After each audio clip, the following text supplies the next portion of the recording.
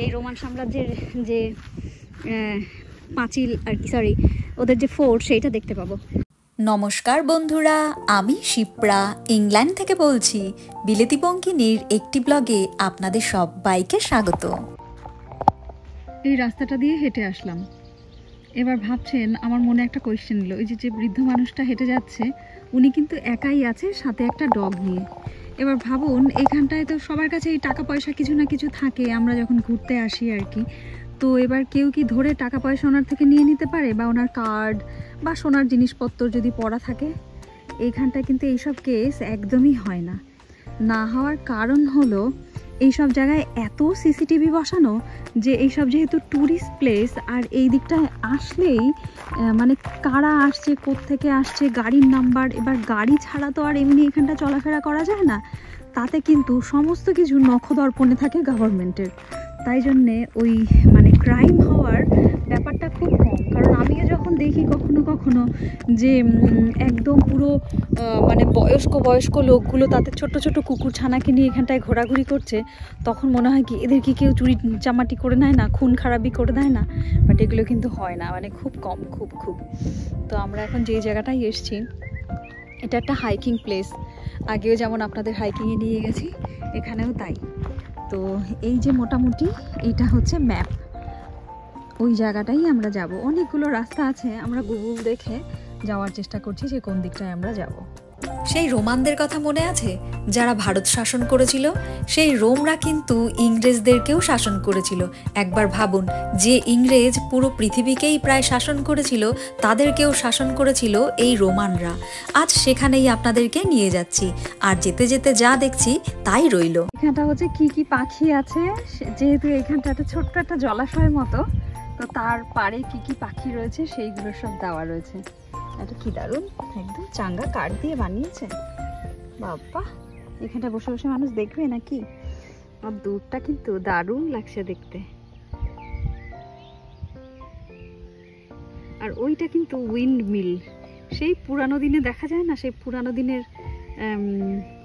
না, সেই আমরা সেই পড়তাম না, Jack and Jill went of the hill, সেই ওইখানটায় ওরম কিন্তু সেই বইটার ওই ছড়াটার মধ্যে ওরম একটা ছবি দেওয়া ছিল। ঠিক তাই এখানেও দারুণ দেখতে। একটা লেক মতো, ছোট্ট একটা, আর্টিফিশিয়াল কিনা জানি না, তবে দারুণ দেখতে।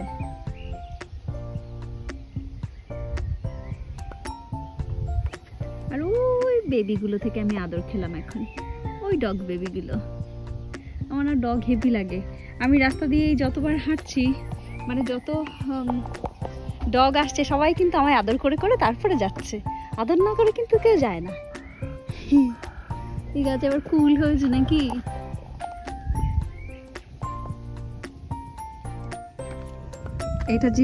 এটা যেটা হেঁটে এখন যাচ্ছি, আর সামনের ওইটা কিন্তু ওয়াল, পাঁচিল। তো এই পাঁচিলটা রোমানরা দিয়েছিল, মানে রোমান সাম্রাজ্য আমরা পড়েছি না, সেই রোম সাম্রাজ্য ইংরেজদের আগে এইখানটায় ছিল, তো তাদের দেওয়া এই পাঁচিল। ও ভাই, মারো মুঝে মারো, মানে কত বছর আগেকার, তারপরে এরকম। ও ভাই, মানে সেই রোম লেভেলের। এই যে হচ্ছে রোমান পাঁচিল। Amazing, man. Yeah, I'm here. Wow, yeah, how they built it, really. It's the rocks. Over 2000.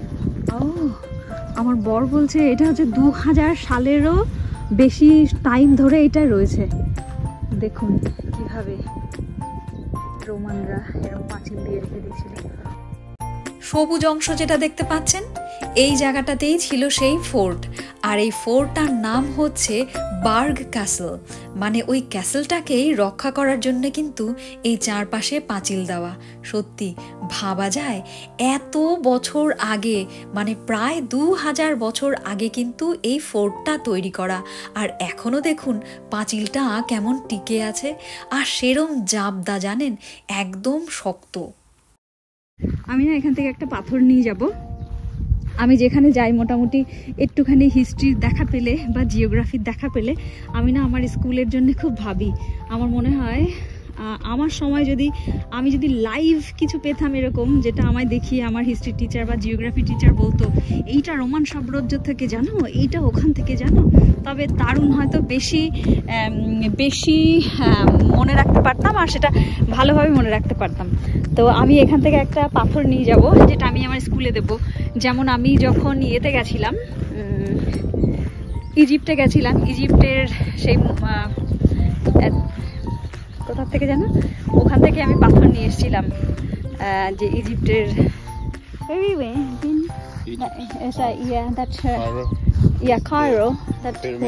Pyramid, সেই ইজিপ্টের পিরামিডস থেকে আমি পাথর নিয়ে এসেছিলাম। তো সেইটাও রাখা আছে, স্কুলে আমি দেব। সো এখান থেকে আমি একটা পাথর নেব। Can you grab the phone? I'm gonna take one stone for my school. Can you record it? Yeah. Wait. Take. It's very big. They're very big, so Yeah. You know that Take- area. take it from in there. No. This Yeah, is very take it. small. That's Huh? it. Very Take it small. from in there, then it's Yeah. see if you got anything in there. This is like concrete. This is like cement. But I That's the original cement. That's the Okay, real I'm gonna cement. take these and I'm gonna, if I get the big, yeah, got it. Okay, put in Got your it. put in your pocket. Yeah. Put in your তো pocket. এই দুটো আমি নিয়ে নিচ্ছি আমার স্কুলে দেওয়ার জন্য। Yeah, we're not allowed to take it. Huh? But Okay. you just have to hide it. Okay. এত কিছু হয়েছে পৃথিবীতে, ভাবা যায় 2000 বছর আগে, হ্যাঁ 2000 বছর আগে এই ইয়েটা তৈরি হয়েছে। এটা হচ্ছে পাঁচিলটা মানে কি দারুণ করে তৈরি করা, বুঝতেই পারছেন। আর ওই যে যদি দেখেন ওখানটায় মানে আবার সেই রাউন্ড মতন করে তৈরি করা। আর এই সেম এইভাবে হয়ে এসে এইখানটায় হচ্ছে মেন গেট, এটা হচ্ছে মেন গেট। আবার এ পাশেও কিন্তু তাই, ওই যে দুটো রাউন্ড করা আছে, ওই যে দুটো রাউন্ড করা। আর যদি অ্যাটাক করে কেউ, তাহলে শুধুমাত্র এই পাশ থেকেই অ্যাটাক করতে পারবে।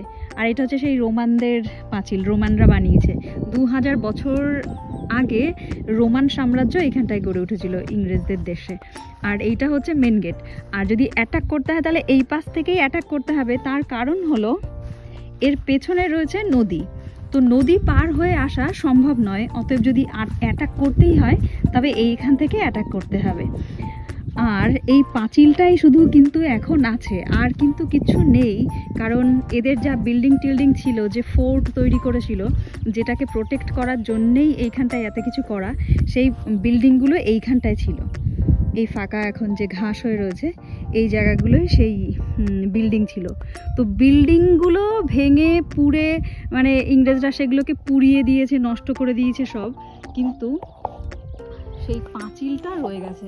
মানে পাঁচিলটা কতটা স্ট্রং করে বানানো হয়েছিল সেইটা শুধু ভাবুন, যে পাঁচিলটা এত স্ট্রং করে বানানো হয়েছিল, যে ঘরবাড়ি যা ভেতরে যেগুলো প্রোটেক্ট করার জন্য আদৌ পাঁচিলটা বানানো হয়েছিল সেইগুলোই নষ্ট হয়ে গেছে, কিন্তু পাঁচিলটা রয়ে গেছে।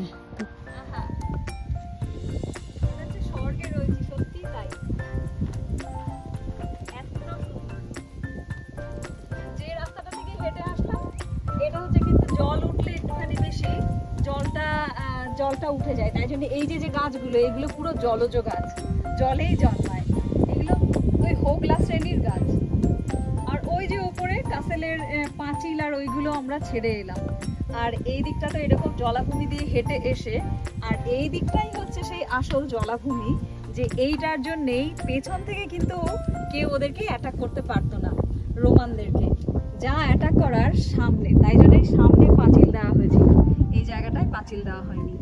আর ওই যে সামনে গিয়ে ওইখানটা কিন্তু সব শিপ দাঁড়িয়ে রয়েছে, সব জাহাজ। ওখানটা আবার ব্যবসার জন্যে, এখানে সব আবার শিপ দাঁড়িয়ে রয়েছে, ব্যবসা বাণিজ্য। এরা কিন্তু প্রথম থেকেই, ইংরেজরা কিন্তু প্রথম থেকেই এই জল ব্যাপারটা ভীষণভাবে ইউজ করেছে বিজনেসের জন্য। তাই জন্যই পুরো পৃথিবীটার উপর কিরমভাবে মানে রাজ করতে হয় সেইটা ওরা শিখেছে, এই জলকেই ব্যবহার করে মেনলি। একটা জায়গায় বসার জায়গা পেয়েছি, আর এখানটায় জলে কত সিউইড হয়েছে। এইগুলো কিন্তু জলের ধারে যারা বাস করে তারা খায়।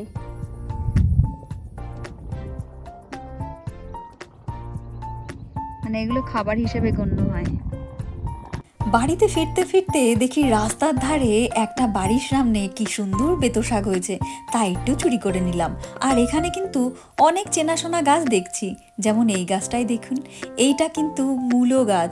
সর্ষে ফুলগুলো কিন্তু একদম হলুদ হয় আর মূলোর ফুল হয় একটু সাদা, আর দেখতে একই রকম লাগে।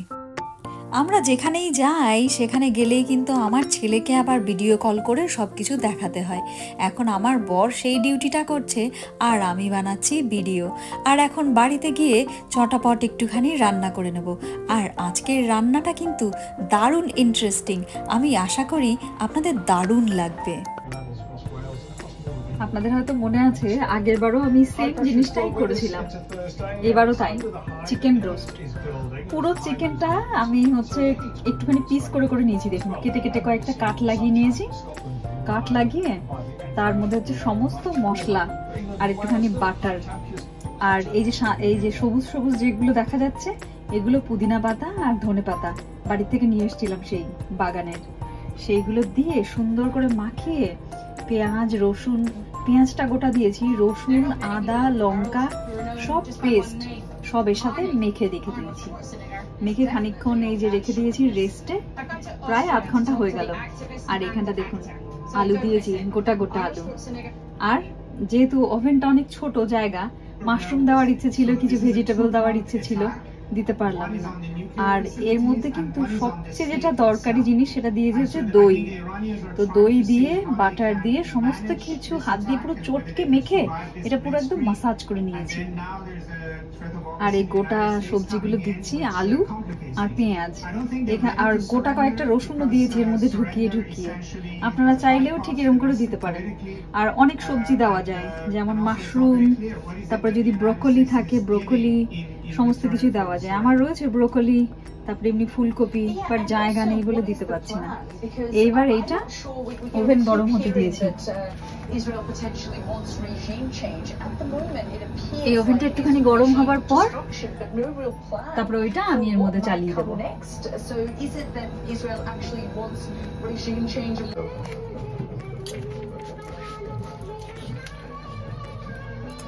চিকেন কিন্তু একদম পুরো রেডি,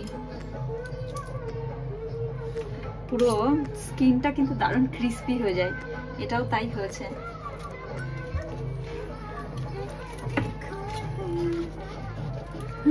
আমরা আজকে হিন্দি মুভি দেখছি।